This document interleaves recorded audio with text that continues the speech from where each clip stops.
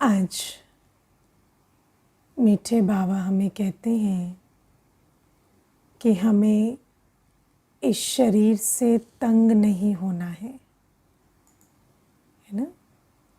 चाहे कितनी भी बीमारी आदि आ जाए, लेकिन इस शरीर से हमें कभी भी तंग नहीं होना है। अब कई बार आत्मा जो है शरीर से तंग आ जाती है, खासकर जब शरीर की बीमारी बहुत लंबी रह जाए। और कभी कभी मुझे वंडर लगता है कि कितना मीठा हमारा बाबा है। एक एक बच्चे को देखकर मुरली चलाते हैं। अभी एक माता है, ज्ञान में है, पर अभी कुछ शरीर का पेपर ऐसा आया कि अस्पताल में इलाज हो रहा है। तो कल ही वो मुझे कह रही थी कि दीदी अब तो ऐसा लगता है कि बस शरीर छूट जाए और हम बाबा की गोद में समा जाए है ना। क्योंकि क्या होता कि जब बहुत कष्ट आता है, शारीरिक दर्द आता है, तो फिर क्या होता कि शरीर से तंग हो जाते हैं। और जब कोई भी चीज़ से तंग हो जाते हैं तो तंग होने की निशानी क्या होती है कि किनारा करना चाहते हैं। लेकिन हमें एक बात समझनी है कि अगर हम किसी चीज़ से तंग हो जाएंगे तो क्या वो चीज़ हमारे जीवन से चली जाएगी? क्या ये पॉसिबल है ना? नहीं। क्योंकि जिस भी बात से हम तंग हैं वो तो हमारे कर्मों का हिसाब किताब है ना, वो कर्म बंधन है। तो जितने समय भी उस कर्म बंधन को रहना है, वो कर्म बंधन तो अपनी पूरी आयु रहेगा। और जितना हम तंग होते हैं, तो तंग होने से हम क्या करते हैं, जब तंग होते हैं किसी भी चीज़ से तो उसके प्रति नेगेटिव थॉट चलती है कि नहीं? बहुत नकारात्मक चलता है। एक तरह से जैसे उसको दुआओं का ऑपोजिट देना शुरू कर देते हैं। जब किसी भी, चाहे शरीर से, चाहे संबंध से, चाहे किसी परिस्थिति से जब तंग हो जाते हैं, तो ये कहना गलत नहीं होगा कि उसको कोसना शुरू कर देते हैं, है ना। कि ये कैसा शरीर मिल गया है, कितना दर्द हो रहा है, ये दर्द पता नहीं कब ख़त्म होगा, है ना। तो इस प्रकार से एक बहुत नेगेटिव सा एटीट्यूड बन जाता है। और जब हम किसी भी चीज़ को नकारात्मक ऊर्जा देते हैं तो हम और नया कर्म बंधन भी बना रहे हैं। वैसे भी ये जो आज हमारे कर्म बंधन बने हैं, या जो ऐसी चीज़ें हमारे सामने आती हैं जिन वजह से हमें दुख का अनुभव होता है, वो हमारे पिछले नकारात्मक संकल्प, बोल और कर्म का ही प्रतिफल है। और फिर अभी भी अगर तंग होते हैं और नेगेटिव एनर्जी देते हैं, तो उस कर्म बंधन को चुक्त करने के बजाय और ही उसे जैसे इंटेंसिफाई कर देते हैं और उसे बढ़ा देते हैं। इसीलिए प्यारे बाबा हमें बहुत प्यार से समझाते हैं कि हमें कभी भी कितनी भी बीमारी आ जाए, शरीर से तंग नहीं होना है। क्योंकि तंग होते ही हम उस कर्म बंधन को और गहरा करने की प्रक्रिया शुरू कर देते हैं। अपने ही संकल्पों से अपने उस कर्म बंधन को बढ़ा देते हैं। और इसीलिए बाबा हमें कहते हैं कि हमें शरीर के प्रति क्या वृत्ति रखनी है कि ये जो शरीर है जैसा भी है, अब 84वें जन्म का है, तो कुछ ना कुछ तो हिसाब किताब इस शरीर के द्वारा आते हैं। लेकिन ये जो 84वें जन्म का ये शरीर है, ये मेरा सबसे मूल्यवान शरीर है। क्यों मूल्यवान है?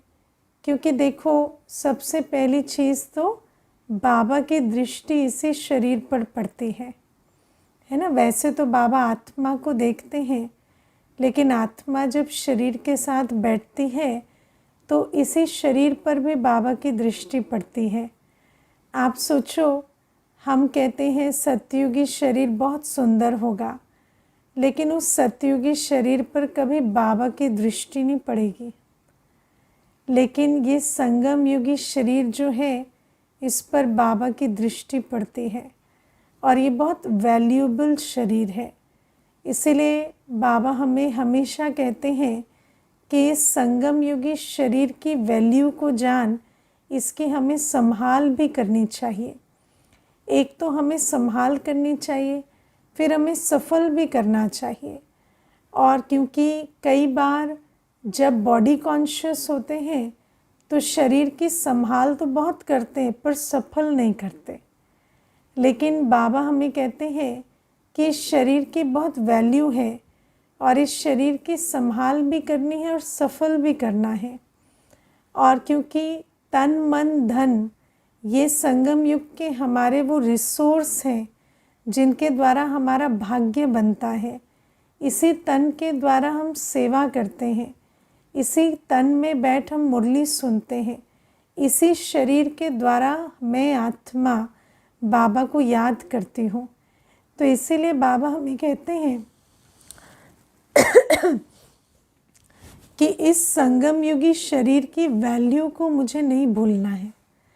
और जब मुझे इस संगम युगी शरीर की वैल्यू याद रहेगी तो मुझे ये रहेगा कि इस शरीर को मैं खूब दुआएं दूँ, इस शरीर को मैं खूब शुभ भावना दूँ, ब्लेसिंग्स दूँ, ताकि ये शरीर, इसी शरीर में तो मैं आत्मा बैठकर पुरुषार्थ करूँगी ना।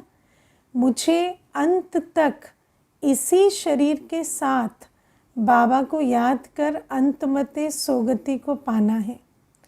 मुझे इस शरीर के प्रति कभी भी कोई नकारात्मक चिंतन नहीं चलाना। मुझे इस शरीर से में रहते शरीर के प्रति इतने शुभ संकल्प रखने हैं कि मैं शरीर के आकर्षण से उपराम रहूं और फिर इसी शरीर में बैठ बाबा को इतना याद करूं कि अंत में जब ये शरीर छूटे तो मैं आत्मा बाबा की याद में रहूं। इतनी वैल्यू मुझे इस शरीर की रखनी है ना। तो बाबा हमें ये अटेंशन खिंचवाते हैं कि कभी भी इस शरीर से तंग नहीं होना है, ना लगाव रखना है, ना तंग होना है। कई बार शरीर से लगाव होता है, तो शरीर से जब लगाव होता है तो शरीर के लिए तंग होते हैं, है ना। और कई बार जब शरीर से तंग होते हैं तो शरीर को छोड़ना चाहते हैं। लेकिन बाबा कहते हैं न लगाव हो न तंग हो। ये शरीर भी क्या है, ये बाबा का है। मैंने तन मन धन बाबा को सौंप दिया ना, तो ये बाबा की अमानत है। मुझे उस अमानत को सफल करना है। मुझे इस शरीर को शुभ भावना देते हुए मुझे इसी शरीर में बैठ बाबा को याद कर दुआओं का खाता जमा करना है, विकर्म विनाश करने हैं, इसी शरीर के द्वारा सेवा करनी है। अगर मुझसे स्थूल सेवा होती है तो ठीक, नहीं भी होती, शरीर बहुत लाचार है, तो इस शरीर में बैठ मुझे मनसा सेवा करनी है। लेकिन याद का बल, दुआओं का बल मुझे इसी शरीर में बैठ जमा करना है। तो शरीर से कभी तंग नहीं होना है ना। तो मैं आज जब मुरली सुन रही थी, मुझे ऐसे ही आ रहा था कि बाबा का अपने हर बच्चे से कितना प्यार है, जो उस माता को भी आज बाबा ने इशारा दिया है ना, कि ऐसे कभी नहीं सोचना है कि ये शरीर छूट जाए और हम जाएं। शरीर तो छूटेगा ही, लेकिन इस शरीर में जितना भी समय मुझ आत्मा को मिला है, उस समय को मैं सफल कर अपना भाग्य बना लूं, ताकि जब शरीर छूटे उस समय मुझे ये खुशी हो, ये संतुष्टता हो कि मैंने इस शरीर में जीते जी अपना भाग्य बना लिया। मुझे इसे छोड़कर जाते समय कोई पश्चाताप ना हो। मुझे ऐसा ना लगे कि ये जो शरीर है ये अगर और रहता तो मैं और इसे सफल कर पाती। लेकिन इस शरीर को दुआएं देते, इसकी आयु बढ़ाते, इस शरीर में रहते पूरा पुरुषार्थ कर लेना है, ताकि जब हम इस शरीर को छोड़कर जाएं तो हमें संतुष्टता हो कि हाँ, मैंने पूरा पुरुषार्थ कर लिया और मैं बिल्कुल न्यारी होकर बाबा की याद में ये शरीर छोड़ सकूं।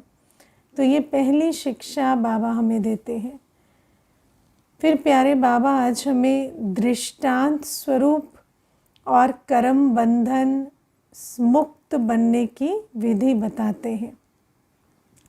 तो 2 विधियां बाबा बताते हैं।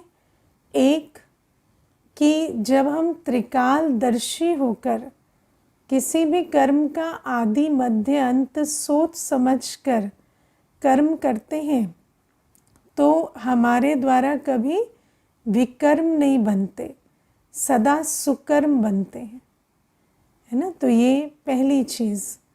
कई बार क्या होता है कि हम कोई भी कर्म करते हैं तो उसका वर्तमान देखते हैं कि इस समय मुझे लाभ हो रहा है, इस समय मेरे देह अभिमान को अच्छा लग रहा है, इस समय मुझे रिएक्शन आ रहा है। लेकिन बाबा कहते हैं थिंक बिफोर यू थिंक। कोई भी कर्म करने से पहले उसका आदि मध्य अंत सोचें। कभी भी इमोशनल होकर कर्म नहीं करें।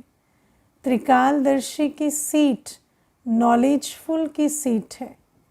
नॉलेजफुल स्थिति में नॉलेज के आसन पर बैठकर कर्म करें।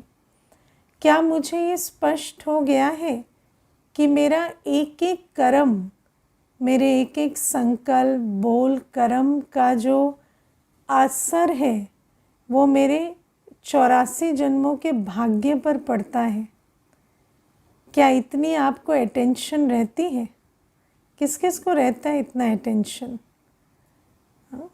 रहता है कि एक एक कर्म जो हम इस संगम युग पर करते हैं उस कर्म का जो फल और बल है, या अगर फल और बल नहीं है उसका ऑपोजिट है, तो उसका वो रिटर्न मुझे कम से कम अगले 21 जन्मों तक मिलेगा, है ना। फिर कई बार कई होते हैं जो कहते हैं अटेंशन तो रहता है लेकिन सिर्फ पश्चाताप होता है। करने के बाद सोचते हैं कि देखो ये उल्टा कर्म हो गया, अभी ये कल्प रिपीट भी होगा और इसका भुगतान भी करना पड़ेगा। लेकिन उसको अटेंशन नहीं कहा जाता, उसको तो टेंशन कहा जाता है ना। उसको अटेंशन कब कहेंगे? जब कोई भी कर्म करने से पहले सोच समझ कर करते हैं, और जब ये अटेंशन रहता है कि एक एक कर्म का जो फल और बल है वो 21 जन्मों तक मिलने वाला है, तो हर कर्म सोच समझ कर करते हैं तो विकर्म कभी नहीं होंगे। क्योंकि विकर्म करने से पहले ही जैसे आत्मा को एक चेतावनी मिल जाती है, सावधानी मिल जाती है कि देखो अभी का विकर्म जो है बहुत भारी पड़ेगा। बाबा कहते हैं ना, एक का पदम गुणा का हिसाब है, चाहे वो सुकर्म करो चाहे विकर्म करो, एक का पदम गुणा का हिसाब है यहाँ। तो बाबा कहते हैं कि जो बच्चे त्रिकालदर्शी नॉलेजफुल की सीट पर सेट होते हैं और हर संकल्प बोल कर्म से पहले सोचते समझते हैं, उनके द्वारा विकर्म नहीं होते, है ना। मुझे याद है जब मैं नई नई ज्ञान में आई तो मैंने जगदीश भाई साहब की जीवन कहानी पढ़ी। तो थोड़ी कुछ एक इंसिडेंट्स थे उनके जीवन में जो बहुत मैंने पढ़कर बहुत विचार चला मेरा। तो उनमें से एक ऐसा वृत्तांत आता है जब जगदीश भाई साहब को क्लास के लिए जाना था और जो ट्रेन थी वो छूट जाती है ना। तो जब ट्रेन छूट जाती है तो उनको संकल्प चलता है कि अगर आज मैं क्लास में टाइम से नहीं पहुंचा तो कल्प में आज के दिन लेट हो जाऊंगा। तो वो कैसे भी करके दूसरा साधन करके और या कन्विंस करके उस ट्रेन वाले को कि माना ट्रेन लेट हो गई होती है या कुछ ऐसा होता है, तो वो उस क्लास में टाइम से पहुंचते हैं। तो जब मैंने ये पहली बार पढ़ा था, तो क्योंकि उस समय ज्ञान इतना बुद्धि में बैठा नहीं था, तो मुझे ऐसे आया, क्या ही बड़ी बात है, आज नहीं जाते कल चले जाते, है ना। इतना कल्प कल्प और ये वो इतना मेरी बुद्धि में नहीं बैठता था उस समय। तो मुझे लगता कि ये भी है ना, जैसे बहुत ज़्यादा ही हो गया कि एक ट्रेन क्या छूट गई, एक क्लास क्या छूट गई, कि कल्प कल्प छूट जाएगी। क्योंकि देखो, सब बुद्धि जब कम होती है तो फिर ऐसा ही विचार चलता है। फिर जैसे जैसे मैं ज्ञान में, जैसे समय होता गया और ज्ञान बुद्धि में बैठा, तो मुझे वो जो बात थी वो धीरे धीरे समझ में आई कि आत्मा के अंदर जब धारणा हो जाती है ना कि सचमुच मेरा एक एक कर्म, एक एक कर्म, एक एक सेकेंड, एक एक कर्म का फल मुझे अगले 21 जन्म तक प्राप्त होगा या चुक्त करना पड़ेगा, है ना। या तो वो मेरा पद बनाएगा या पद भ्रष्ट करेगा। तो जब आत्मा को सचमुच ये धारणा हो जाती है, तो आत्मा अपने हर कर्म पर कितना अटेंशन देगी, है ना। जैसे कभी कभी हम ब्राह्मणों को देखते हैं, बड़ी साधारण रीति चार्ट में लिख देते हैं कि आज अमृत वेला मिस हो गया, या आज मुरली मिस हो गई, या आज है ना योग मिस हो गया। तो जब इस प्रकार से देखते हैं तो हमें कई बार ये आता है कि अटेंशन खिंचवाया जाए कि एक एक कर्म जो है उसका फल या उसका जो फल ना निकलना, है ना, उसका लॉस, वो मुझे 21 जन्म तक चुक्त करना पड़ेगा। माना जो पद मेरा बन सकता, उस पद से वंचित हो जाऊंगी बस ये एक कर्म के कारण। तो इसलिए बाबा हमें कहते हैं, जिसको इतना त्रिकालदर्शी जो बन जाते हैं ना, त्रिकालदर्शी माना हमें समझ आएगा कि ये एक सेकंड नहीं है, ये एक सेकंड तो अगले 21 जन्मों तक जुड़ा हुआ है। तो जब इतनी धारणा होती है तो फिर आत्मा को ऐसे होता है कि मेरा एक भी कर्म विकर्म ना बने और सुकर्म बने, है ना। क्योंकि सिर्फ विकर्म ना करने की बात नहीं है, अभी तो हर सेकंड मुझे इसलिए मिला है, संगम युग का एक एक सेकंड भाग्य बनाने के लिए मिला है। तो मैं अपने हर सेकंड को सफल कर कर भाग्य बना सकूं, हर कर्म से मैं सुकर्म का खाता जमा कर सकूं, हर कर्म श्रीमत पर कर सकूं। तो बाबा कहते हैं ऐसे बच्चे जो है वो दृष्टांत स्वरूप बन जाते हैं। और आप देखो, सचमुच आज कितने वर्ष हो गए, लेकिन आज भी हम दादियों के, बड़े भाइयों के एग्जाम्पल्स क्यों देते हैं? क्योंकि उनके कर्म ऐसे अटेंशन वाले रहे कि हर कर्म दृष्टांत स्वरूप बन गया। एक एक कर्म पर इतना अटेंशन दिया कि उस कर्म की कहानी को सुनकर आज तक हमें प्रेरणा मिलती है कि ऐसा त्रिकालदर्शी होकर कर्म करना चाहिए, एक सेकंड भी, एक कर्म भी निष्फल ना हो। तो ये पहली चीज़। फिर दूसरी चीज़, बाबा कर्म बंधन से मुक्त होने के लिए विधि बताते हैं कि हम बच्चे हर कर्म साक्षी होकर करें, है ना, साक्षी होकर करें। अब देखो, कल मैं कोर्स करा रही थी तो एक बहन मुझे बहुत अच्छा प्रश्न पूछ रही थी। कहती है कि अगर कोई हमसे कोई रूड बात कर रहा है, या कोई व्यर्थ बात कर रहा है, या कोई उल्टी बात कर रहा है, तो कहती कि एक बार उनको प्यार से मना कर दिया, दूसरी बार मना कर दिया, तीसरी बार, चौथी बार, पांचवी बार। अब वो जो 5 बार उनको प्यार से मना किया तो उन्हों के कान में जूं तक नहीं रहेंगी और उन्हों को वो कर्म करते ही चले गए, वही उल्टा बोल, वही व्यर्थ बातचीत। लेकिन छठी बार जब मैंने बहुत रूड होके बोल दिया तो फिर वो जो आत्मा है वो एकदम से पीछे हट गई और उसने वो व्यर्थ बोल या उल्टे बोल मुझे नहीं बोले।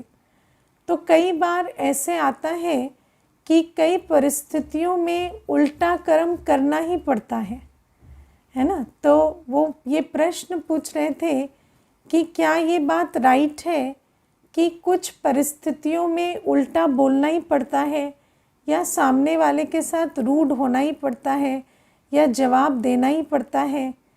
तो फिर हम उसे कल यही समझा रहे थे कि हमारे अंदर साक्षी दृष्टा की अवस्था नहीं होती है ना। तो जब कोई उल्टा बोलता है या व्यर्थ बोलता है या कोई उल्टा कर्म करता है तो हमारे अंदर रिएक्शन होता रहता है ना। और क्योंकि हमारे अंदर रिएक्शन आता रहता है संकल्पों में, इसीलिए फिर हम शांत नहीं रह पाते और हमें ये उत्कंठा होती है कि हम उसको उसके बोल से या उसके कर्म से रोकें, है ना। इसीलिए आप उसे बार बार कह रहे हैं कि आप चुप हो जाओ या आप व्यर्थ नहीं बोलो। लेकिन मान लो आप साक्षी दृष्टा हो तो वो व्यर्थ बोल रहा है या वो उल्टा कर्म कर रहा है, पर आप उसे नहीं देख रहे। आप तो अपना आप अपनी चीज़ में व्यस्त हैं, आप उसकी चीज़ से साक्षी हैं। उसकी बात का, उसके व्यवहार का, उसके कर्म का आपके माइंड में कोई भी रिएक्शन नहीं आ रहा है ना। तो जब रिएक्शन नहीं आएगा तो फिर आपको बाहर से भी उनको रोकने के लिए कोई विकर्म नहीं करना पड़ेगा, है ना, या आपको उल्टा नहीं बोलना पड़ेगा। क्योंकि देखो, अगर मैं ये कहती हूँ कि सामने वाला उल्टा बोल रहा है तो उसका विकर्म बन रहा है, तो मैं भी रिएक्शन में अगर उल्टा बोलूँगी तो विकर्म तो मेरा भी बनेगा ना। और कई बार क्या होता है, कई बार क्या हमेशा ही ऐसा होता है कि बार बार हम यही दुहाई देते हैं कि सामने वाला चुप ही नहीं हो रहा था तो मुझे चिल्लाना पड़ा, सामने वाला उल्टा बोलता जा रहा था तो उसे रोकने के लिए मुझे उल्टा बोलना पड़ा। लेकिन हम कितना भी किसी को ब्लेम करें, जो विकर्म मुझसे हुआ उसका भुगतान तो मुझे ही करना पड़ेगा ना, वो तो मेरा कर्म बंधन बन जाता है। इसीलिए बाबा हमें समझाते हैं कि हर परिस्थिति में साक्षीपन का अभ्यास करो।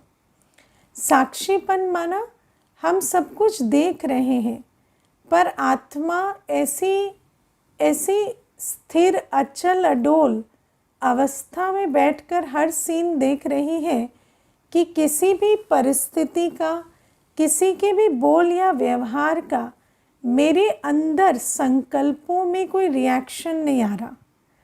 और जब ऐसी अवस्था होती है तो हम अपनी साक्षी स्थिति से ही इशारा दे देते हैं आत्मा को कि उनको हमारे साथ कितना और कैसे बोलना है ना। और क्योंकि किसी को चुप रहो कहने से वो चुप नहीं होंगे, लेकिन अगर हम चुप हैं, वो कितना भी बोलते चले जाएं, हम मन से भी चुप हैं और मुख से भी चुप हैं, और हम जैसे न्यारे प्यारे हैं वहाँ पर उनकी बात का ना हम रस ले रहे हैं, ना हम कोई उनकी बात से परेशान हो रहे हैं, तो सामने वाली आत्मा को अपने आप ही जैसे आभास हो जाता है कि मेरा ये बोलना या मेरा ये कर्म करना यहाँ शोभा नहीं दे रहा है ना।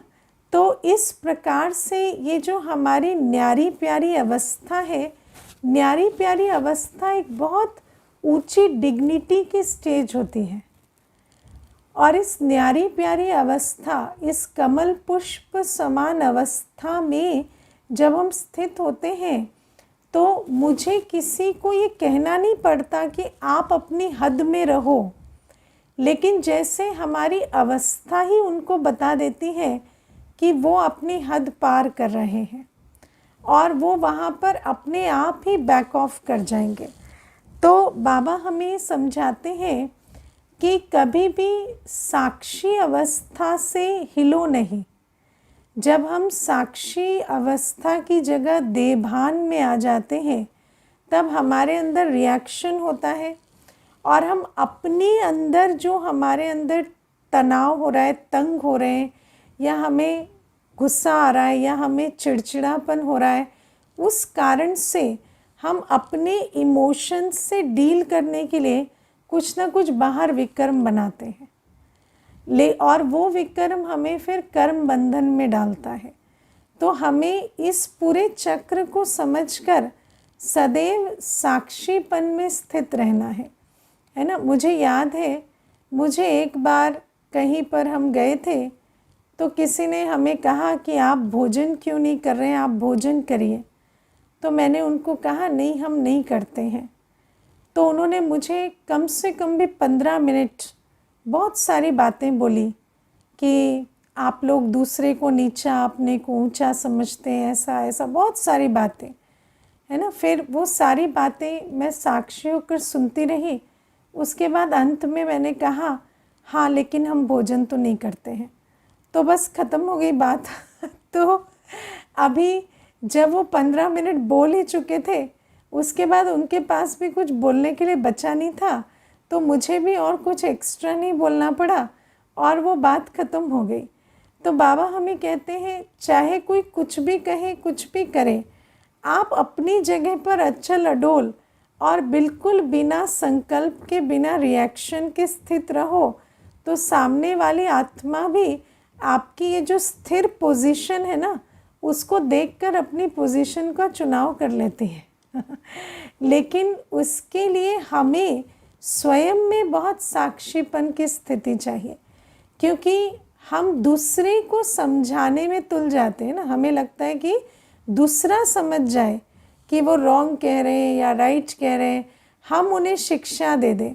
लेकिन हमें किसी को शिक्षा देने की आवश्यकता नहीं है। अगर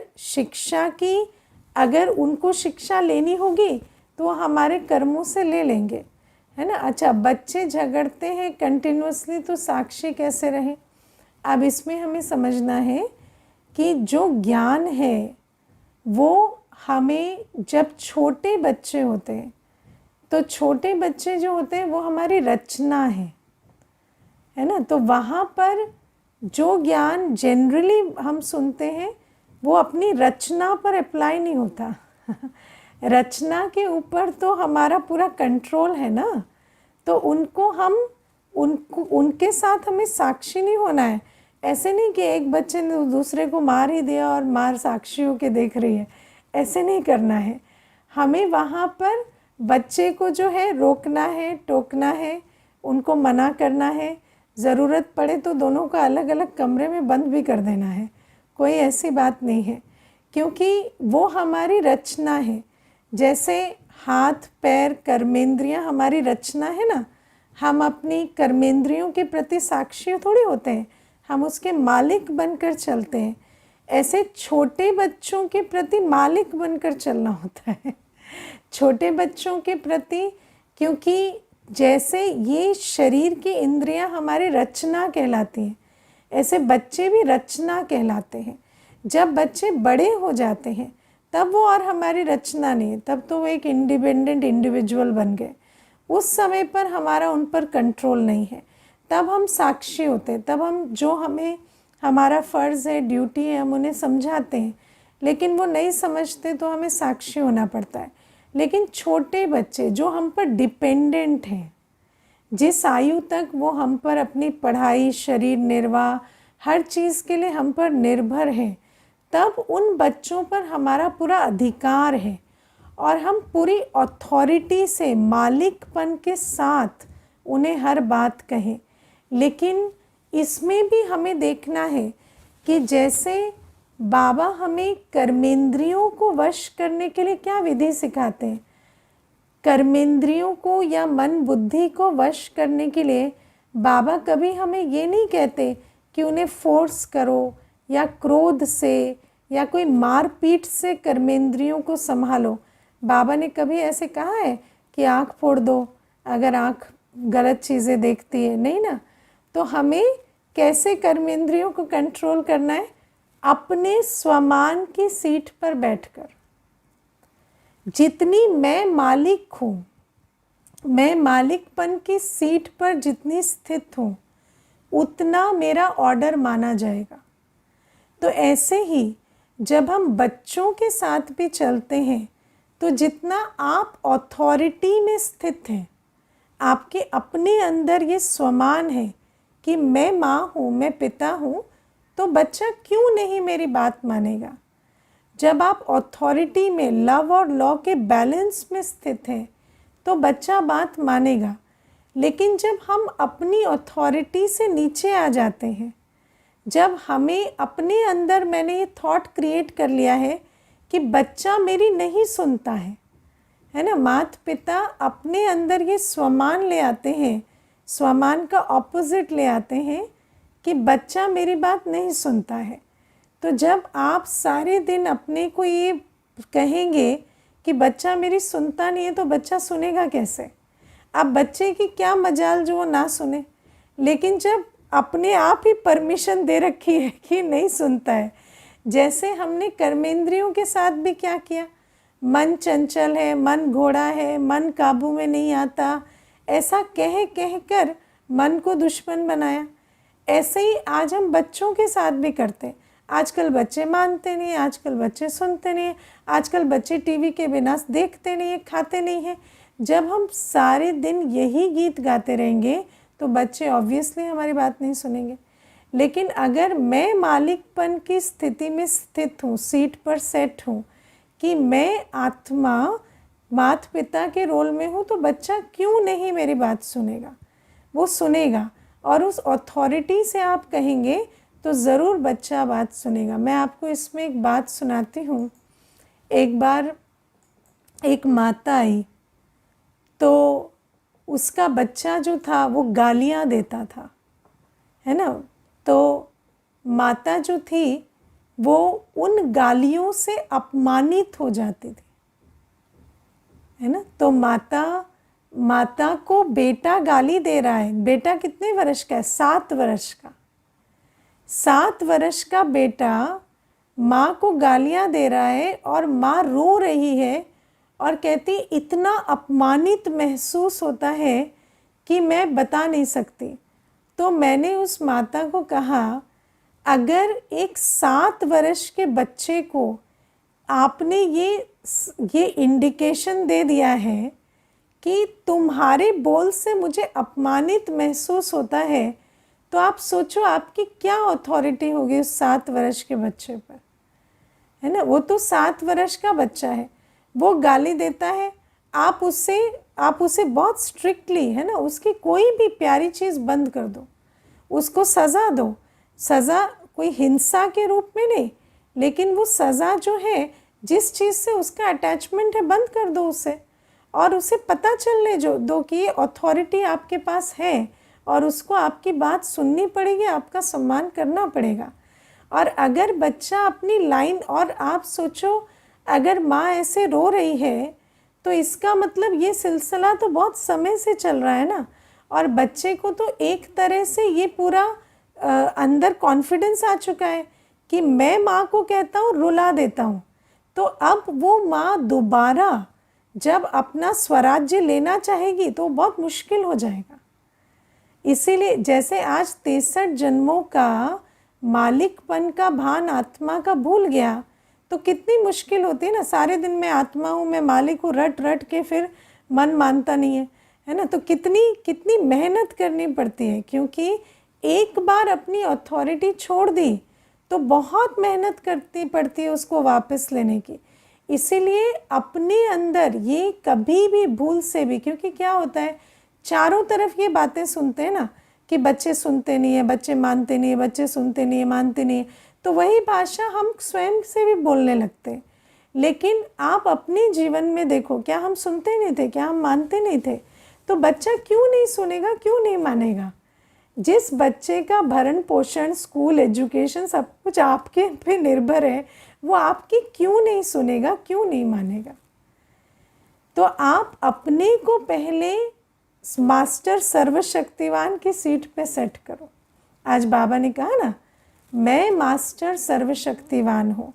मन के संकल्प मेरी रचना है ना। जैसे अभी बच्चे का एग्जाम्पल दिया, वैसे मन के संकल्प भी मेरी रचना है, और जो मेरी रचना है उस पर मेरा पूरा अधिकार है, और मेरी रचना व्यर्थ नहीं समर्थ होगी, इसका मेरे पर पास पूरा अधिकार है।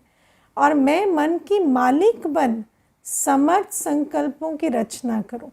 मैं अपने अंदर ये थॉट ही क्रिएट ना करूं कि मन आजकल घोड़ा है, चंचल है, मन काबू नहीं आता। नहीं, मैं मालिक हूँ, मन मेरी कर्मेंद्री है। हम सबसे पहले ज्ञान में यही तो समझते हैं ना। तो जब ज्ञान का पहला चैप्टर ही ये है कि आत्मा मालिक है, मन बुद्धि संस्कार आत्मा के गुलाम है, आत्मा की कर्मेंद्रियां हैं, आत्मा के कर्मचारी है, तो उस मालिकपन में स्थित रहना है। जब स्थित रहेंगे, मैं मास्टर सर्वशक्तिवान ये रचना, तो मन को मेरी सुननी ही पड़ेगी। तो मन समर्थ संकल्प रचेगा, और समर्थ संकल्प से शक्ति और समय की बचत होगी, शक्ति और समय बढ़ेगा, ना कि व्यर्थ जाएगा। तो ये बातें समझनी है। और जब हम साक्षीपन की सीट पर सेट होंगे, जब त्रिकालदर्शी होंगे, तो हमारे से विकर्म नहीं होंगे और हम दृष्टांत स्वरूप बनेंगे। अब जैसे मैंने आपको एग्जाम्पल दिया, कोई रूडली बोल रहा है, पर आप साक्षी होकर बैठे हैं और आप रूड बिल्कुल नहीं बोल रहे, लेकिन आपकी जो बॉडी लैंग्वेज है, न्यारी प्यारी अवस्था है, उससे आपने अपनी बाउंड्री सेट कर दी, तो देखने वाला भी ये चीज़ सीखेगा और आप एक एग्जाम्पल बनेंगे कि ये भी एक विधि है कि बिना कर्म बंधन बनाए, बिना विकर्म बनाए, कैसे आप अपने विकर्मों के खाता बनाने से बच सकते हैं, है ना, और ऐसी परिस्थितियों को भी फेस कर सकते हैं। अच्छा, ओम शांति।